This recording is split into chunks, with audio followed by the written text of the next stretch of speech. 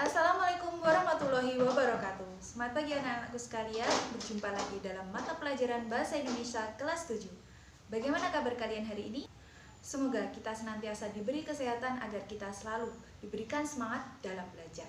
Nah, pada kesempatan kali ini kita akan belajar bab 4 atau bab terakhir, yaitu tentang teks laporan hasil observasi. Pernahkah kalian mendengar dengan kata observasi? Atau pernahkah kalian mengamati sesuatu secara rinci atau mendetail? Nah, kita akan bahas lebih lanjut pada pertemuan pagi hari ini. Mari kita langsung ke materinya.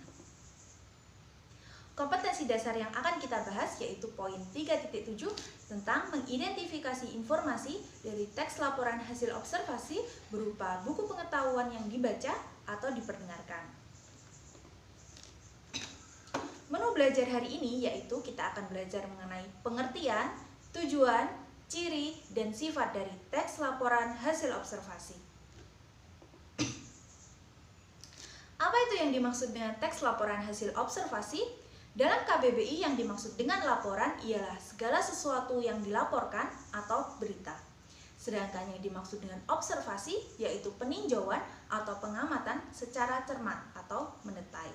Jadi yang dimaksud dengan teks laporan hasil observasi ialah berita atau informasi yang dibuat berdasarkan pengamatan. Intinya dari laporan hasil observasi ialah hasil pengamatan kalian tentang suatu objek. Itu kalian tuangkan dalam bentuk laporan, dalam bentuk tulisan yang terstruktur secara sistematis tentunya ya. Lalu, apa tujuan dari laporan hasil observasi? Tujuannya ialah untuk memerinci, mengklasifikasi atau mengelompokkan dan memberi informasi yang faktual berdasarkan kenyataan sebenarnya tentang orang, hewan, objek, atau fenomena, atau disebut juga dengan kejadian. Itu yang menjadi tujuan kenapa laporan hasil observasi perlu kita pelajari. Selanjutnya, ciri dari laporan hasil observasi ialah yang pertama, isu yang dibahas adalah ilmu tentang suatu objek atau berupa konsep teori.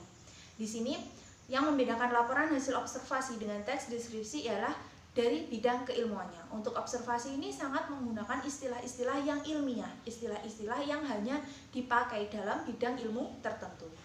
Lalu, ciri yang kedua, objek yang dibahas bersifat umum, global, atau universal. Bisa kita ambil contoh, misalnya judulnya pun itu masih bersifat sangat umum. Misalnya, pantai, museum, demokrasi, bunga mawar, atau transportasi umum. Jadi masih sangat-sangat umum, bisa dilihat dari judulnya. Lalu, ciri yang ketiga, bertujuan menjelaskan dari sudut pandang keilmuan. Itu tadi ya, seperti hampir mirip dengan ciri yang pertama, harus ada teori yang mendasari objek yang ingin kalian bahas. Lalu selanjutnya, cirinya ialah objek atau hal yang dibahas itu disusun secara sistematis. Jadi ada bagian-bagiannya, dirincikan bagian-bagiannya tersebut, dan objektif atau tidak memihak. Jadi kalau kalian ingin membahas tentang bunga mawar misalkan, kalian rincikan bunga mawar itu termasuk klasifikasi dari tumbuhan apa. Lalu bagian-bagian dari bunga mawar itu sendiri apa saja, mahkota, putik, misalkan benang sari. Nah, itu dibahas dalam teks laporan hasil observasi. Lalu, ciri selanjutnya, memerinci objek atau hal secara sistematis dari sudut ilmu berupa definisi. Definisi itu pengertiannya, itu biasanya di bagian utama awal. Kemudian yang kedua ada klasifikasi atau pengelompokan. Dan yang ketiga, jabaran ciri atau objek. Jadi kalian jelaskan ciri-ciri dari, misalkan kalau kalian mengangkat bunga mawar, cirinya dari bunga mawar itu apa saja, seperti itu ya. Itu ciri teks laporan hasil observasi. Kemudian untuk sifat laporan hasil observasi itu ada 3, yaitu informatif, objektif, dan komunikatif. Yang dimaksud dengan informatif yaitu laporan hasil observasi itu pasti memberikan informasi yang bermanfaat untuk pembacanya.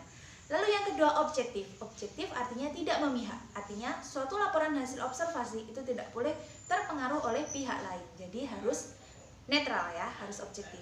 Yang ketiga, laporan hasil observasi itu harus bersifat komunikatif. Artinya pembaca dapat dengan mudah memahami laporan hasil observasi yang ditulis oleh si penulisnya. Jadi komunikatif itu meskipun laporan hasil observasi itu menggunakan istilah-istilah ilmiah, tetapi pembaca itu harus mudah memahaminya.